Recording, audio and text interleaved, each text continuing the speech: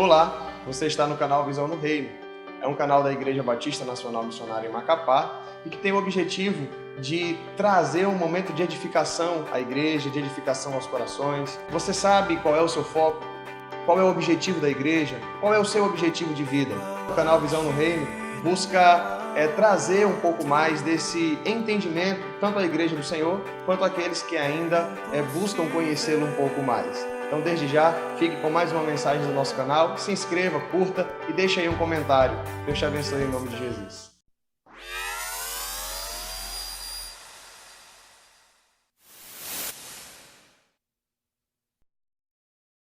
Muito obrigado pelo convite. Prazer e alegria de estar aqui com os irmãos. O pastor já comentou, meu nome é Nilton. Sou casado com a Sandra, estamos casados há 27 anos, vamos completar 28 anos. Estou errando, né? Graças a Deus, dia 11 de janeiro, próximo ano completamos 28 anos de casados. Temos 3 filhas, né? A mais nova, a Ana Clara, a Yasmin, e aí vem a Sâmia. Sâmia já está casada e com o Breno, e temos 2 gêmeas, 2 netinhas gêmeas, a Maria Eduarda e Maria Isabela. Essa é a nossa família, estamos na Memorial já lá há 13 anos, vamos completar agora 13 anos ali naquela igreja, há 6 anos como pastor titular ali naquele ministério. E a missão que foi nos dada é nós refletirmos hoje um pouco sobre o que é igreja, entendermos sobre igreja. Amanhã vamos trabalhar um pouco sobre a questão da igreja multiplicadora. Só peço a você que não encare isso como um método. Deus, ele tem um método para fazer a sua igreja crescer. Só existe um método, biblicamente aprovado para o desenvolvimento da igreja. Eu e você, cheios do Espírito Santo, vivendo profundamente a palavra de Deus. Esse é o método de Deus, né? Deus só precisou de Jonas para salvar Nínive. Deus só precisou de Filipe para levar um avivamento para Samaria. Deus trabalha com pessoas. Estamos juntos, meus queridos? Então, se desapegue de estruturas. Nós não vamos trabalhar estruturas, nós não vamos trabalhar metodologias. Nós vamos procurar nos colocar no centro da vontade de Deus, entender o propósito de Deus para nós como igreja, como seus filhos, como seus discípulos, biblicamente amparados, e nós vamos caminhar hoje e amanhã um pouco. Amanhã à tarde nós vamos conversar sobre igreja multiplicadora, não como metodologia, mas como princípios da nossa vida cristã, né? Princípios da palavra que regem a nossa vida cristã. E à noite nós vamos conversar sobre o novo normal, né? Há uma questão, há uma normalidade muito nefasta em nossas igrejas hoje. É normal a gente não orar, é normal a gente não ler a Bíblia, é normal a gente não ganhar pessoas, é normal só fazer uma propaganda para amanhã, tá, pastor? Quantas pessoas se converteram aqui numa segunda-feira? Levante a mão. Terça-feira. Amém. 3 pessoas. Quarta-feira. Amém. Numa quarta-feira. Numa quinta-feira. Outro numa quinta. 2 pessoas numa quinta. Na sexta-feira. Quem se converteu numa sexta-feira? 1, 2, 3 na sexta. Num sábado. 1 pessoa no sábado. Quem se converteu num domingo? Oh, amém. Glória a Deus. Pelo jeito, muita gente não se converteu, né? A grande maioria no domingo. Isso em todas as igrejas. E a pergunta é por quê? Porque há um normal estabelecido de que a evangelização nossa ocorre no domingo. E na igreja primitiva era assim? A palavra de Deus diz que todos os dias acrescentava o Senhor à igreja aqueles que eram salvos. Então, quando era que as pessoas se convertiam durante a igreja primitiva? Todos os dias. Esse é um novo normal. E a gente vai conversar sobre esse novo normal que precisa ser estabelecido no meio da sua igreja e na nossa vida, mas isso depende de muitas questões que amanhã à noite eu quero pensar com vocês sobre isso. Estamos juntos? Então vamos agora para a palavra do Senhor, entender sobre o que é a igreja. Muito obrigado, minha irmã. Mateus capítulo 16, verso 18. Mateus capítulo 16, verso 18. E eu peço a você que deixe sua Bíblia, nós vamos passear em alguns textos bíblicos para que nós possamos entender a palavra, entender o que é ser igreja, para que depois a gente possa entender sobre o que faz a igreja, né? Mateus capítulo 16, verso 18. Também eu te digo que tu és Pedro, e sobre esta pedra edificarei a minha igreja, e as portas do inferno não prevalecerão contra ela. Vou repetir. Também te digo que tu és Pedro, e sobre esta pedra edificarei a minha igreja, e as portas do inferno não prevalecerão contra ela. Essa é a primeira vez que Jesus fala da igreja. A primeira menção que o Senhor fala sobre igreja. É o primeiro momento que ele diz que vai montar uma igreja. Até aí ele fala com os seus discípulos, ele fala sobre o reino, mas ele não fala sobre igreja. E aqui, após uma revelação de Pedro, o Senhor então comenta com ele sobre a questão da igreja. E há algumas questões a gente precisa logo alinhar sobre a igreja. E uma questão é essa sobre a pedra. Que pedra é essa? Tu és Pedro, e sobre esta pedra edificarei a minha igreja. E o próprio Pedro cuida de dizer e deixar claro quem é esta pedra. Está lá em 1 Pedro capítulo 2, versos 4 a 8. 1 Pedro 2, 4 a 8. Chegando-vos para ele, a pedra que vive, rejeitada sim pelos homens, mas para com Deus eleita e preciosa, também vós mesmos, como pedras que vivem, sois edificados casa espiritual, para ser de sacerdócio santo, a fim de oferecer de sacrifícios espirituais agradáveis a Deus, por intermédio de Jesus Cristo.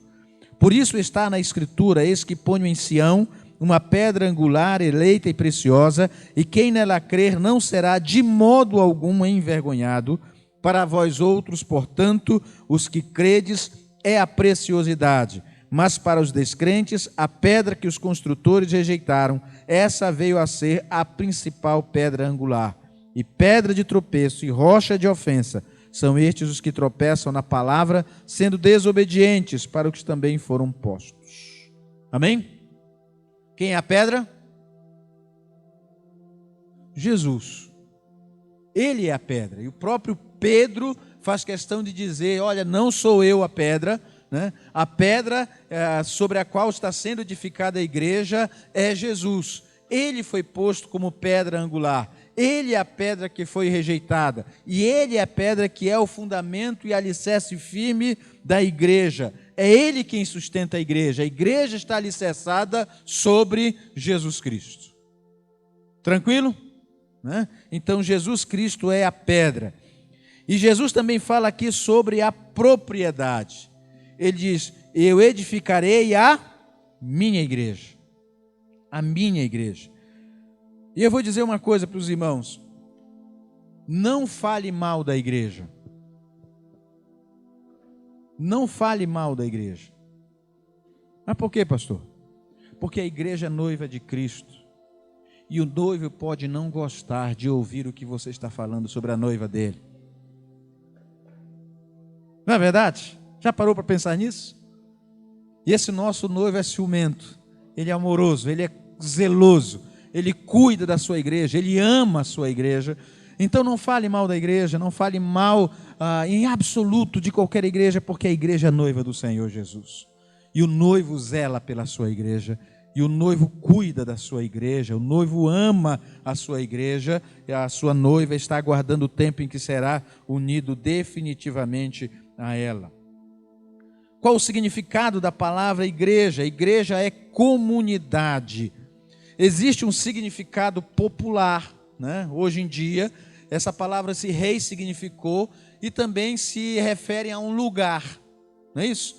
Você chega, você vai à noite e tudo mais, participa do culto e abençoado, tem aquela palavra tremenda na sua vida, o Senhor fala, o Senhor se mostra para você, ilumina a sua mente, o Senhor Ele edifica profundamente, o Senhor restaura coisas na sua vida à noite, e de manhã você chega no serviço alegre, satisfeito, feliz da vida, coisas foram complementadas na sua vida, o Senhor destravou chaves importantes, entregou chaves importantes na sua vida, destrevou coisas maravilhosas, e você está maravilhosamente abençoado em Cristo Jesus. Você chega no serviço feliz, cantarolando, cantando hinos de louvor, cânticos de vitória, aí chega lá 1000 graus e 1000 graus, e o cabra olha ali todo de ressaca, né? Chegou tarde em casa, brigou com a mulher, está uma maior zona na casa dele e tudo mais, e ele pergunta para você, vem cá rapaz, tu está tão feliz, onde é que você foi ontem?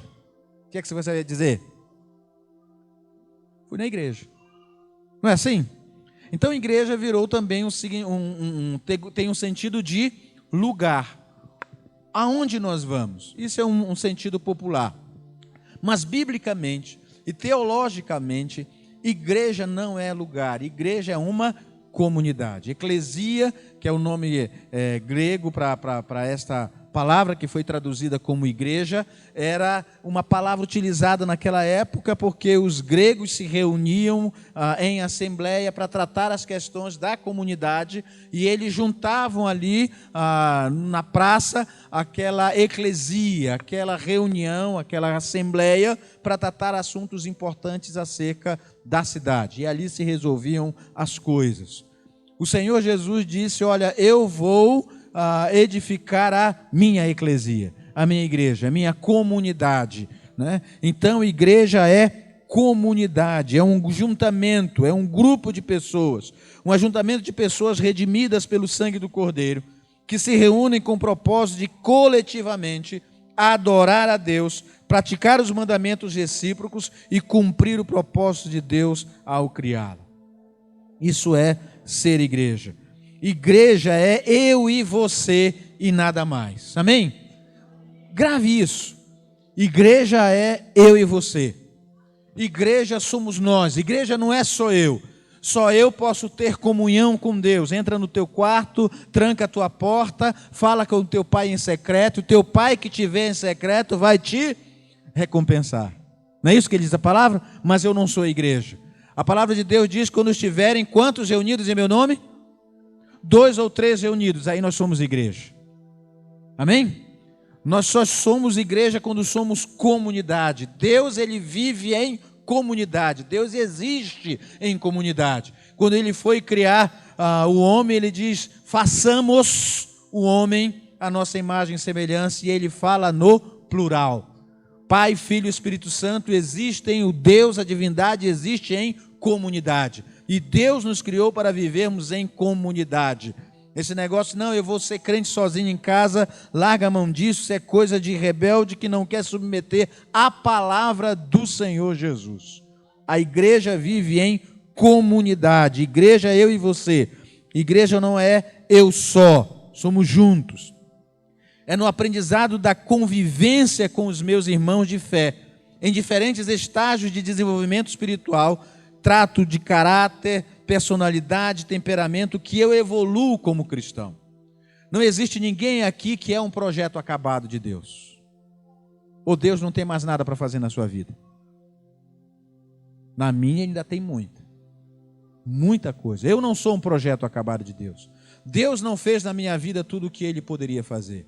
Eu estou em construção. Eu estou em desenvolvimento, eu sou um projeto ainda inacabado. Deus está trabalhando na minha vida, Deus está aperfeiçoando o meu caráter, Deus está trabalhando no meu temperamento, Deus está redirecionando as minhas condutas, Deus está trabalhando nas minhas prioridades, Deus está me fazendo uma pessoa melhor a cada dia, e no tempo e no movimento, no espaço que eu permito até a ação do Espírito Santo, porque até nisso Ele me respeita.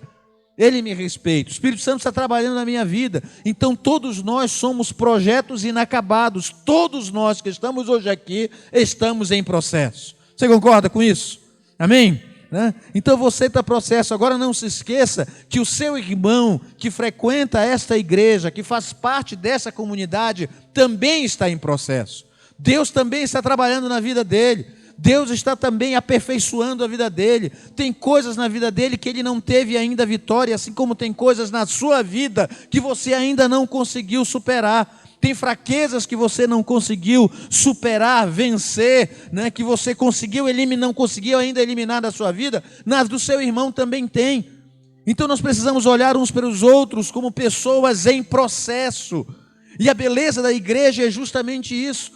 Por isso que existem os mandamentos recíprocos da palavra, mais de 18 mandamentos que falam sobre amai-vos uns aos outros, perdoai-vos uns aos outros, orai uns pelos outros, admoestai-vos uns aos outros, carregai as cargas uns dos outros, não vos mordeis uns aos outros, e assim vai. Os mandamentos recíprocos são mandamentos de mutualidade que façam com que nós consigamos viver como igreja, ser igreja e contribuirmos para o desenvolvimento espiritual uns dos outros. E assim o Senhor vai nos aperfeiçoando. Por isso que igreja é comunidade. Deus nos fez juntos, para que eu possa olhar para o meu irmão, ver coisas que eu superei, eu estou vendo a luta dele, eu posso chegar junto e dizer, olha, eu também tive um problema assim, eu também enfrentei essa dificuldade, mas Deus me libertou, Deus me curou, Deus me restaurou, né? E o irmão pode ver em mim uma dificuldade que eu tenho e ele também pode me ajudar nesse meu processo de desenvolvimento, e a gente vai se juntando, como eu digo lá, a gente vai se escorando um no outro, né? Vamos superando as nossas dificuldades até que a gente vara lá no final, juntos e aperfeiçoados em Cristo Jesus. Somos igreja. Ser igreja é ser comunidade, é eu e você. Igreja somos nós. E a igreja, no geral, é o resultado da nossa vida com Deus. O propósito de Deus para a igreja também é estabelecido nesse texto. Também eu te digo que tu és Pedro, sobre esta pedra edificarei a minha igreja, e as portas do inferno não prevalecerão contra ela. E esta figura das portas do inferno é muito sugestiva. Eu já me vi muitas vezes em igreja pequena, orando ao Senhor, dizendo, Senhor, olha essa igreja, Pai, olha para a nossa igreja, a Tua palavra diz que as portas do inferno não prevalecerão contra a Tua igreja, e Senhor, o inferno não prevalecerá contra essa igreja, e orava ao Senhor, mas orava numa postura defensiva, orando para que o Senhor nos livrasse das portas do inferno, e essa era uma oração errada que eu fazia. Estava totalmente errado, totalmente equivocado. Ali está uma porta. E eu digo, olha, aquela porta não vai prevalecer contra mim. Isso quer dizer que ela vem para cima de mim ou que eu vou para cima dela? Hein? Eu vou para cima dela. Não é ela que está me ameaçando. Não é a porta que me ameaça. É eu que ameaço. Eu vou abrir aquela porta. Eu vou dar um jeito, mas aquela porta vai ser aberta. E ela não vai prevalecer contra mim. Ela vai ser aberta, que o que tem lá é meu, me pertence, e eu vou lá buscar o nome do Senhor Jesus. É isso que é a missão da igreja. É esse que é o propósito para o qual a igreja foi gerada em Cristo Jesus, não para ter uma postura defensiva em relação ao inferno, mas ter uma postura ofensiva em relação a ele, porque o propósito de Deus, ao nos criar e nos gerar como uma igreja, é que nós saqueemos o inferno. Quanto maior a igreja, menor o inferno. E o nosso propósito é fazer com que as multidões celestiais sejam maiores do que as multidões infernais. E cada vez mais aquela multidão de pessoas redimidas em pé no ante do Cordeiro seja cada vez maior pela ação desta igreja neste lugar. A palavra do Senhor diz que a visão dele para a sua igreja é que a sua igreja fosse aguerrida. Que a sua igreja tivesse uma postura agressiva em relação ao inferno, resgatando as pessoas, abrindo as suas portas, escancarando, arrombando as portas do inferno e resgatando as pessoas que lá estão. As portas do inferno não vão prevalecer, não porque a igreja está miúda, acanhada, pequena, mas porque a igreja é poderosa em Cristo Jesus.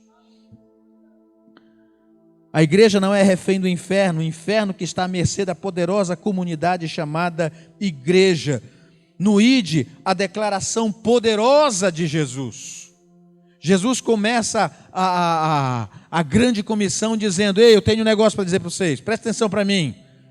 Jesus dizendo para os seus discípulos, diz: olha, quero dizer um negócio para vocês. Todo poder me foi dado nos céus e na terra. E ele encerra dizendo: estamos juntos. Não é assim? Oi, presta atenção para mim. Todo poder me foi dado nos céus e na terra, portanto vão. Façam discípulos de todas as nações, batizando em nome do Pai, do Filho e do Espírito Santo, ensinando a guardar todas as coisas que eu vos tenho ordenado. E eis que estou convosco. Estamos juntos. Eu tenho todo o poder, por isso vão e eu vou junto. Por isso que a igreja não está à mercê do inferno. Por isso que a igreja não é uma coisa coitadinha, pequena, orando ao Senhor, que não feche, não. A igreja é uma comunidade poderosa em Cristo Jesus. Foi lavada pelo Cordeiro, está cheia do Espírito Santo de Deus. E por isso tem autoridade em Cristo Jesus para arrombar as portas do inferno e resgatar as pessoas que estão lá dentro. Deus não criou, preste bem atenção nisso. Deus não criou a igreja e deu uma missão para ela. Que muitas vezes a gente pensa, não, Deus criou uma igreja e ele então pegou e deu uma missão para a igreja. E essa não é a verdade. Deus tinha uma missão. Deus tinha uma missão. E criou a igreja por causa desta missão. Deus tinha uma missão. E criou a igreja por causa desta missão. Desde a queda, Deus está em missão. Criou uma nação para que se tornasse base da sua autorrevelação ao mundo. Através dessa nação veio o Messias, o Cristo, o Deus encarnado, cumprindo sua palavra, a sua parte na missão. Voltou aos céus, mas deixou o embrião da igreja, seus discípulos. Veio o Espírito Santo, que nos habilita a nos juntarmos a Deus naquilo que Ele está fazendo no mundo. Somos cooperadores de Cristo. Não é assim que o apóstolo Paulo fala? A igreja não existe sem essa missão, porque ela foi criada por causa da missão. Então nós somos uma comunidade em missão. E qual é a nossa missão principal? Fazer discípulos. Jesus disse: ide e façam discípulos. Quantos aqui são discípulos de Jesus? Amém. Glória a Deus. Deus deu uma ordem aos seus discípulos. Ele disse: vão e façam discípulos. Quem aqui já se reconciliou com o Senhor Jesus? Entregou sua vida a Jesus e tem Jesus como Senhor da sua vida? Quem tem? Glória a Deus. Eu tenho um recado para você. Vamos lá para 2 Coríntios capítulo 5. Segunda carta de Paulo aos Coríntios, capítulo 5, de 18 a 20, diz assim: ora, tudo provém de Deus, que nos reconciliou consigo mesmo por meio de Cristo, e nos deu o ministério da reconciliação, a saber, que Deus estava em Cristo reconciliando consigo o mundo, não imputando aos homens as suas transgressões, e nos confiou, em algumas versões vem, e nos outorgou a palavra da reconciliação. De sorte que somos embaixadores em nome de Cristo, como se Deus exortasse por nosso intermédio, em nome de Cristo, pois rogamos que vos reconcilieis com Deus. Olhem bem esse texto, irmãos. A palavra de Deus diz que tudo provém de Deus. Que Deus nos reconciliou consigo mesmo. E a todo aquele que Ele reconciliou consigo mesmo, Ele deu, Ele outorgou, Ele confiou, Ele concedeu, como dizem algumas versões, um ministério da reconciliação. Não sei se você se vê assim. Não sei se você vê em você capacidade para isso. Mas a realidade é que se você já foi reconciliado em Cristo Jesus, você é um ministro da nova aliança. Você é o embaixador do Rei. E você precisa reconciliar pessoas com Ele. Você é o instrumento e é o método de Deus para levar pessoas a se reconciliarem com Ele. Você é esse método. Você é a metodologia que Deus quer usar para transformar vidas e levar as pessoas a terem um relacionamento com Ele. Fomos restaurados para glorificar a Deus. E quando nós falamos em glorificar a Deus, logo pensamos em músicos, em salmos, em ministério de louvor. Mas vamos ver exatamente o que é que glorifica o Senhor. João capítulo 15, verso 8. João capítulo 15, verso 8. E o que diz a palavra sobre isso?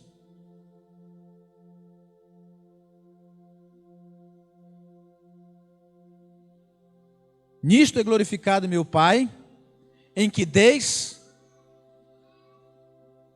Dê o quê, irmão? Quanto fruto? É pouquinho? É muito fruto. E assim vos tornareis meus discípulos. Nós nos tornamos discípulos de Jesus de verdade na medida em que nós frutificamos, que nós somos frutíferos no reino. O Senhor Jesus nos chamou para nós glorificarmos a Deus, e nós glorificamos a Deus, irmãos, não é somente quando a gente está louvando, cantando, adorando, não, nós glorificamos a Deus de verdade e agimos como verdadeiros discípulos de Jesus Cristo quando nós frutificamos, quando nós produzimos muitos frutos. Como igreja, nós vivemos uma missão tridimensional.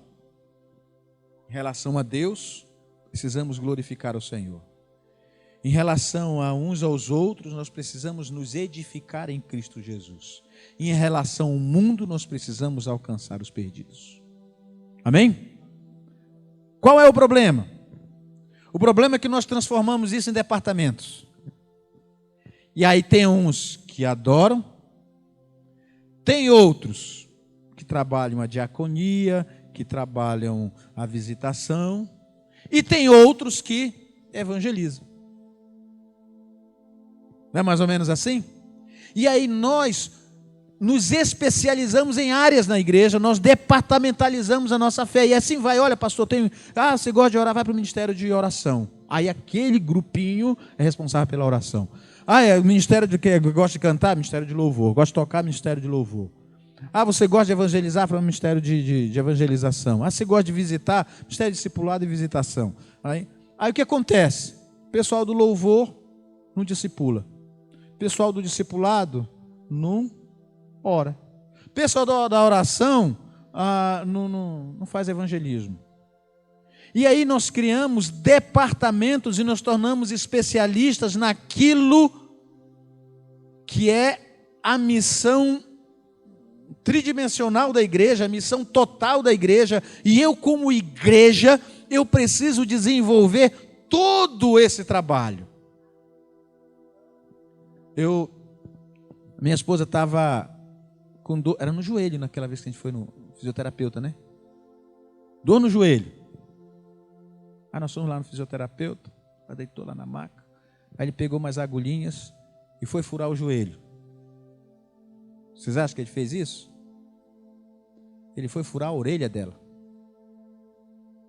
Aí ele diz, aqui, rapaz. Aí ela foi, compultura, né? Aí ele foi furar a orelha dela e dizer, olha, esse daqui é o ponto do joelho, esse daqui é o ponto da não sei onde, esse é o ponto do não sei onde. Estava tudo aqui na orelha. Mas esse negócio não serve só para ouvir? Não. Aí vai lá naquela iridóloga, né? Aí ela pega, olha no teu olho e diz, menino, você está com um rim que está com problema, viu? Mas o que é que você está olhando no meu rim? Né? Por quê? Porque está tudo ali. As informações estão todas ali. Cada membro do nosso corpo tem uma função específica, mas cada membro do nosso corpo ele contribui para o funcionamento do todo. Vocês estão me entendendo? Estou conseguindo me fazer entender? Tem coisas que Deus vai te usar de uma forma específica e esse é o teu dom. Mas isso não quer dizer que você não precise fazer as outras coisas que Deus espera que nós façamos, como, por exemplo, fazer discípulos. Fazer discípulos não é obra de alguns, fazer discípulos é missão de todos. Todos nós precisamos ganhar pessoas para Jesus. Todos nós precisamos cuidar das pessoas que o Senhor, das crianças espirituais que o Senhor está gerando entre nós. Todos nós precisamos estar envolvidos nisso. Todos nós precisamos orar. Todos nós precisamos ser profundos na Escritura e não só os professores ou alunos da escola bíblica dominical. Todos nós tem questões que são profundas e que são gerais e que todos nós precisamos estar envolvidos para que a igreja seja saudável em Cristo Jesus.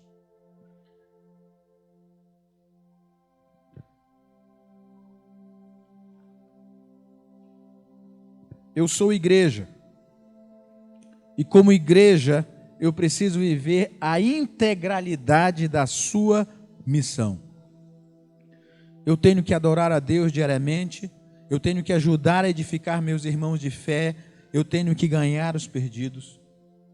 Se nós olharmos lá para a igreja primitiva, nós vamos ver que Atos dos Apóstolos diz que a igreja toda, de forma unânime, perseverava na doutrina dos apóstolos, na oração, na comunhão, no partir do pão.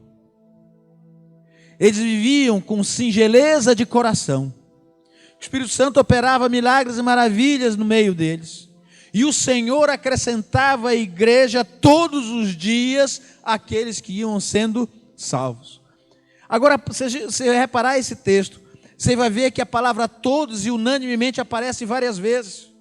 Todos os dias, todos eles, todos oravam, todos estavam juntos, todos tinham tudo em comum, todos, todo mundo orava, todo mundo perseverava na doutrina dos apóstolos, todo mundo estava vivendo em comunhão e cuidando uns dos outros, todos estavam envolvidos na evangelização, no ganhar pessoas e no cuidar de pessoas. Todos estavam envolvidos e com isso a igreja crescia, se fortalecia e se multiplicava.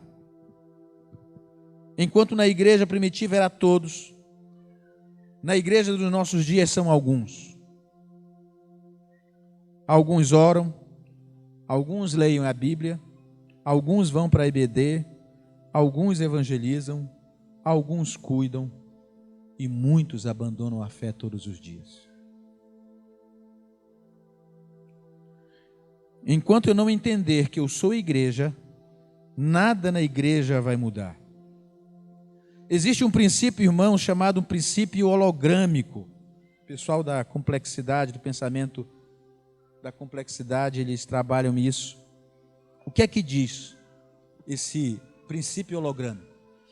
Ele diz assim que não apenas a parte está no todo, mas o todo está contido na parte. É nesse pensamento que se faz a questão do clone. Através de uma célula, de uma pessoa, de uma célula você consegue recompor os tecidos e até gerar uma nova pessoa. Certo? Um novo ser, né? Que é a clonagem, através de uma célula, né? Então, o todo está na parte. Todas as informações do todo, daquele organismo, está ali naquela parte. Ok? Você tem um bolo, você precisa comer o bolo todo para saber se ele está bom? Não, né? As cozinheiras aqui estão fazendo a comida, eu preciso comer tudo. Não, vai lá. Tá bom de sal. Não é assim? Ou seja, o todo está ali naquele pedacinho. Naquele pedacinho ali eu tenho informação de todo aquele prato, de toda aquela comida e assim por diante. Você é igreja. Amém? E em você estão todas as informações da sua igreja. Você topa fazer uma análise? Estamos juntos? Quer saber como está a sua igreja? Então vamos analisar uma das células da sua igreja, e essa célula é você. Responda aí para você mesmo. Como é que está a tua vida de oração? Quanto tempo você investe diariamente em oração, só você e Deus? Todos os dias. Quanto tempo? E eu vou lhe dizer um dado do pastor Piragini, foi presidente da nossa Convenção Batista Brasileira várias vezes, e ele escreveu um livro no qual ele, ainda como presidente, usou da sua influência para fazer uma pesquisa entre pastores de várias denominações. Sabe qual a média de oração dos pastores? Diária? 5 minutos. A igreja vai bem? Não se assuste com o seu tempo, calcule aí. Segunda, terça, quarta, quinta, sexta. Quanto tempo você tira todos os dias para estar nos pés do Senhor? Quanto tempo você gasta de leitura da Bíblia todos os dias? Quanto tempo você passa? Você para todo dia. Eu vou agora ler a minha Bíblia.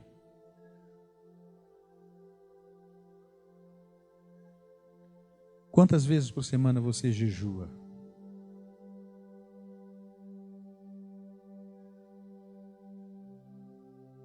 Eu vou dizer uma coisa. Sua família precisa ver você na presença de Deus.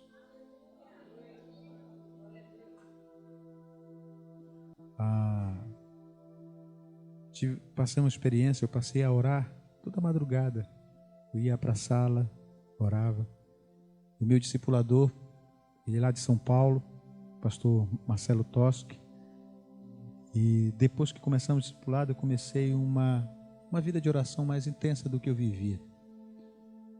Ele veio aqui em Macapá, participou de uma conferência em nossa igreja. No outro ano ele voltou e perguntou para mim, a caçula, qual foi o fato que mais lhe impressionou esse ano? E a minha caçulina disse, ver meu pai orando de madrugada. Minhas filhas passaram a jejuar, mas nós nunca mandamos elas jejuar. Mas por que elas passaram a jejuar? Porque elas começaram a ver a gente jejuando. Um dia eu fiz jejum de 7 dias, só tomando água. No quarto dia, Sandra começou a me acompanhar e nós concluímos juntos os jejuns, sem comer, só bebendo água durante esses dias. E aconteceu um negócio interessante, que no domingo a gente estava encerramos o jejum e nós fomos para uma pizzaria, né? E a gente vai para a igreja lá e tal, dirigindo o carro, e aí não sei porquê, nem lembro qual foi a razão boba, eu começo a discutir com a Sandra, né? A gente começa a dar uma discussão ali, discussão boba. Aí a caçula, né, que acaba sendo a porta-voz das mais velhas, né? Ela botou a carinha assim no meio aqui e disse, está na hora de vocês voltarem para o jejum. Mas isso ficou firmado nelas, de que o jejum nos faz bem. Amém, igreja? Quanto tempo? Outra, quantas pessoas você ganhou para Cristo este ano?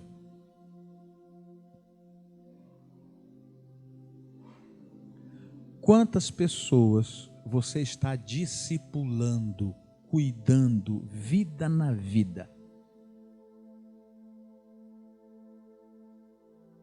Vamos parar por aqui? Aí eu lhe pergunto, analisando essa célula da igreja chamada você, como é que está a sua igreja?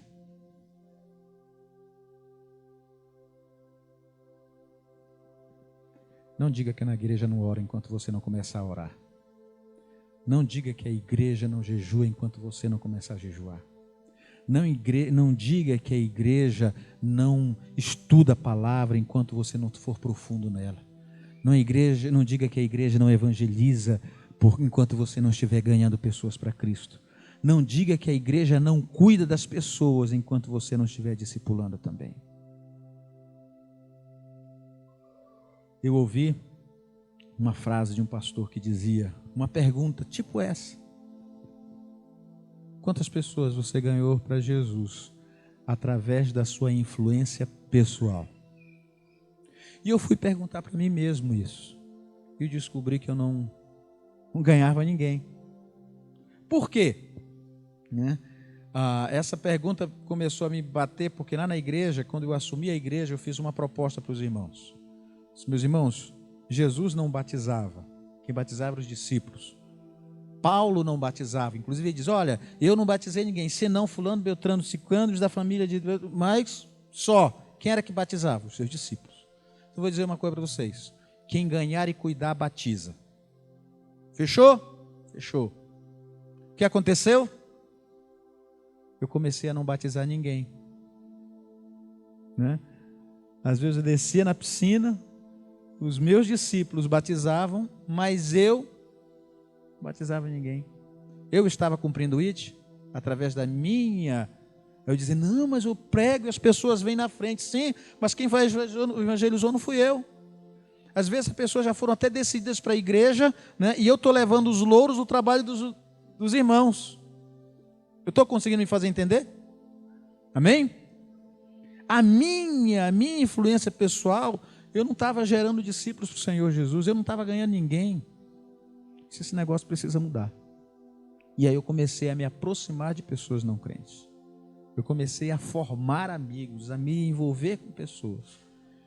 E glória a Deus, ano passado eu já batizei uma galera, e esse ano estou em Cristo Jesus, eu vou batizar outra turma, eu vou batizar de pessoas que eu ganhei para Jesus Cristo.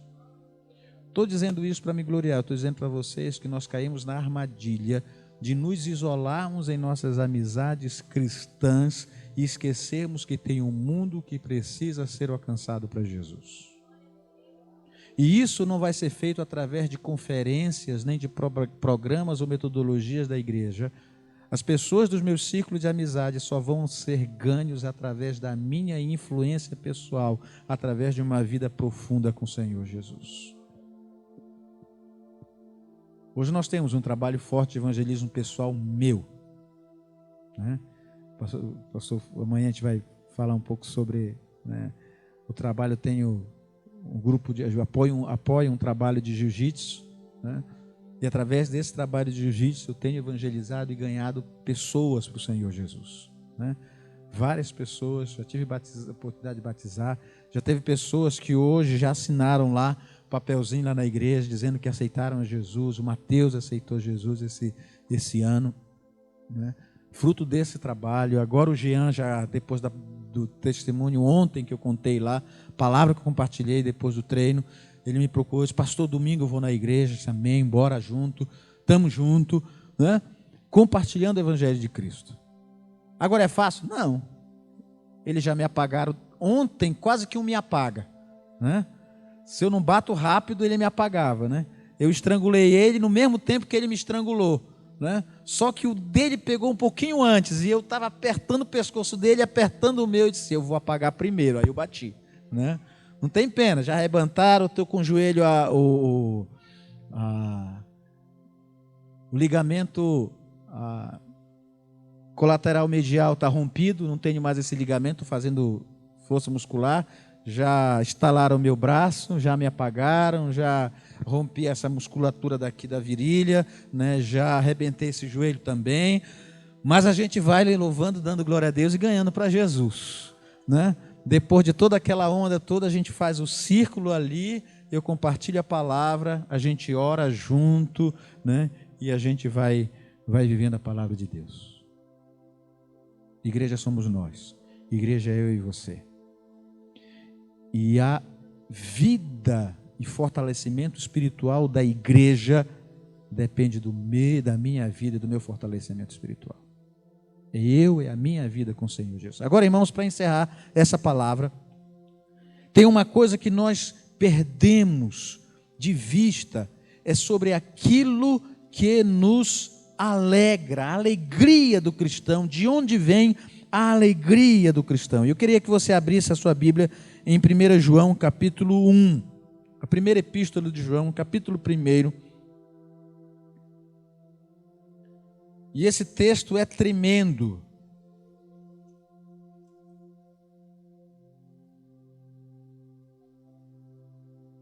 O que temos visto e ouvido, anunciamos também a vós outros, para que vós igualmente mantenhais comunhão conosco.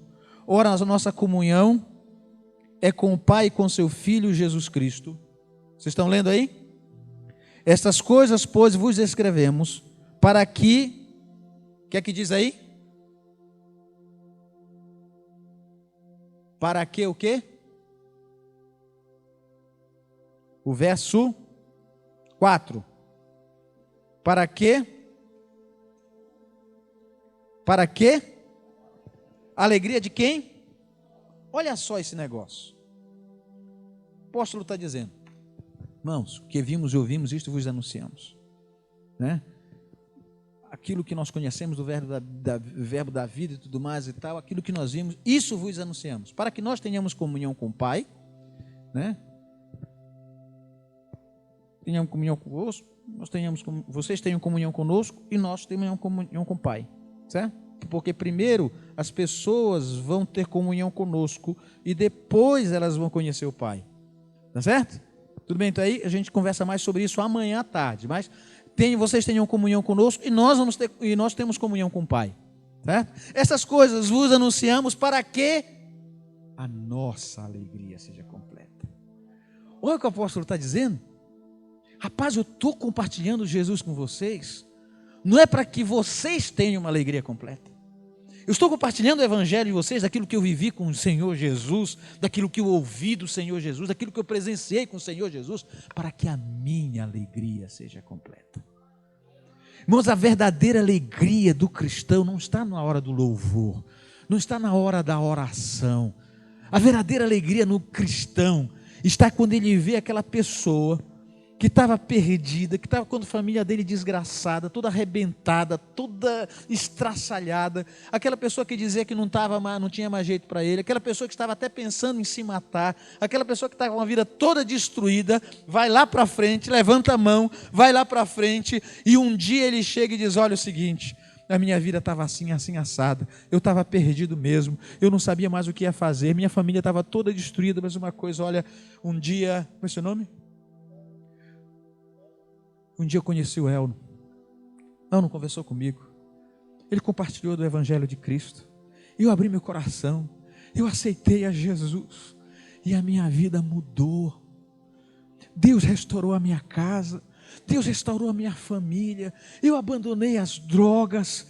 Sabe? Eu saí de tudo isso. Eu sou uma nova pessoa em Cristo Jesus. E obrigado, meu irmão, porque você não desistiu de mim. Tem alegria maior do que isso? Não. Por isso que João diz: olha, o que temos visto e ouvido, nós anunciamos para vocês.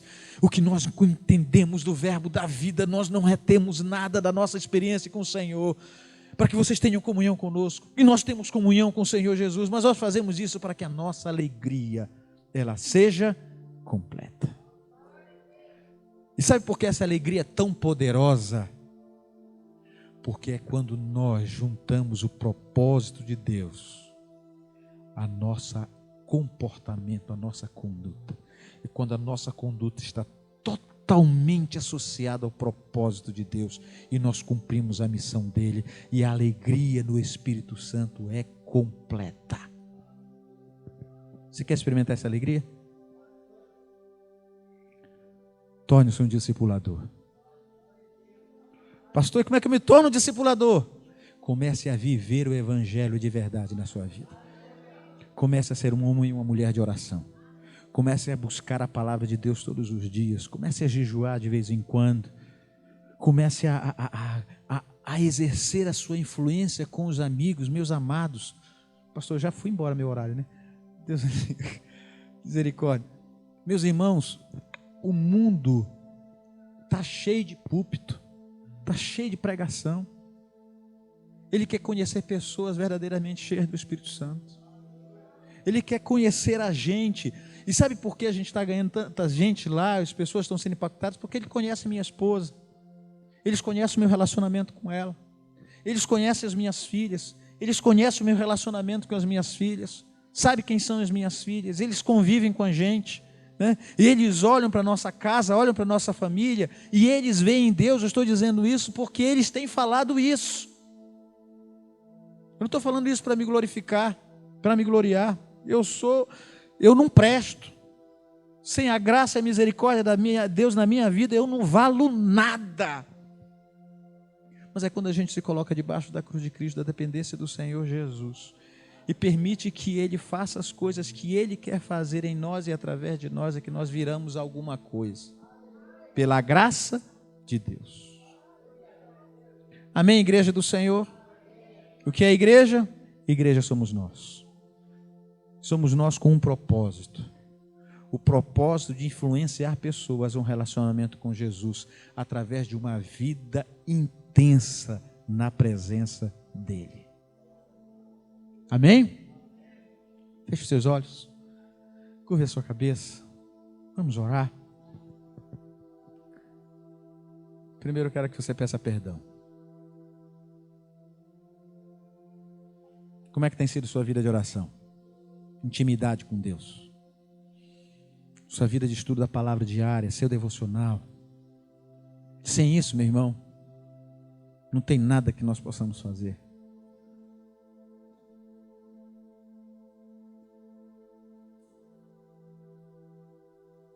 Firme propósito hoje com o Senhor. De ser um homem de oração, de ser uma mulher de oração.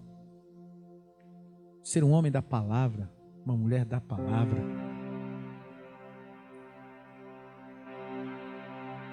Lá no projeto ele diz: pastor, conta uma historinha. Ele sabe que a historinha é bíblica, que eu vou falar da Bíblia.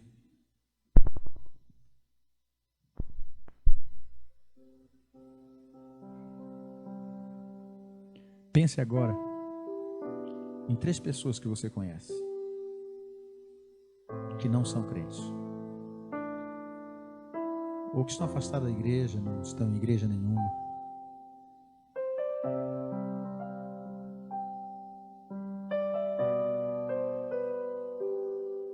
Ou diga: Senhor, traz à minha memória pessoas que tu já esteja trabalhando. Agora vou dizer uma coisa para você, firme compromisso agora, de orar diariamente pela conversão dessas 3 pessoas, todos os dias. Mas não só de orar, coloque diante de Deus o compromisso agora de ir a essas pessoas e dizer que está orando por elas. E se tem alguma ação específica, algum propósito específico de oração, que você vai passar a interceder por ela a partir daquele dia. Você vai se surpreender com isso. E a partir daí, é você, o Espírito Santo e elas. Você crê nisso? Então firme esse compromisso agora, em nome do Senhor Jesus.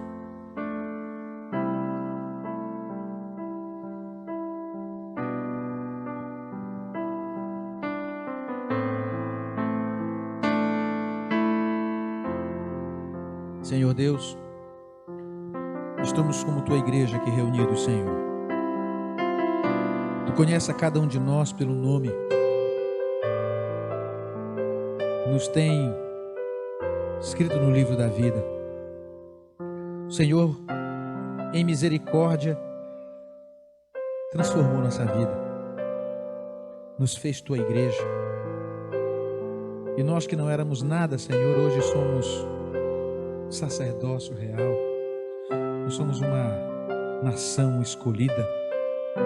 Nós somos propriedade exclusivas do Rei. E nós louvamos o teu nome, Senhor. Mas sabemos que nós somos tudo isso com uma missão. Porque o Senhor está em missão.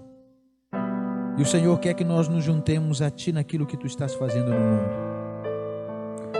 Por isso nós pedimos, ó Deus, primeiro que o Senhor nos perdoe de nossa negligência, de nossa falta de visão, de nosso entendimento pequenado acerca do Teu propósito para as nossas vidas, Senhor. Ó Deus, olha para a oração de cada um de nós Traz à nossa mente as pessoas que o Senhor já está trabalhando. E que, Senhor, possamos ser instrumentos Teus para a salvação e edificação em Cristo Jesus dessas pessoas, Senhor. Queremos vê-las nos pés da cruz, Pai. Queremos vê-las totalmente, Senhor, rendidas ao Senhor Jesus, tendo as suas vidas transformadas pelo poder do Espírito Santo, sendo novas criaturas em Cristo.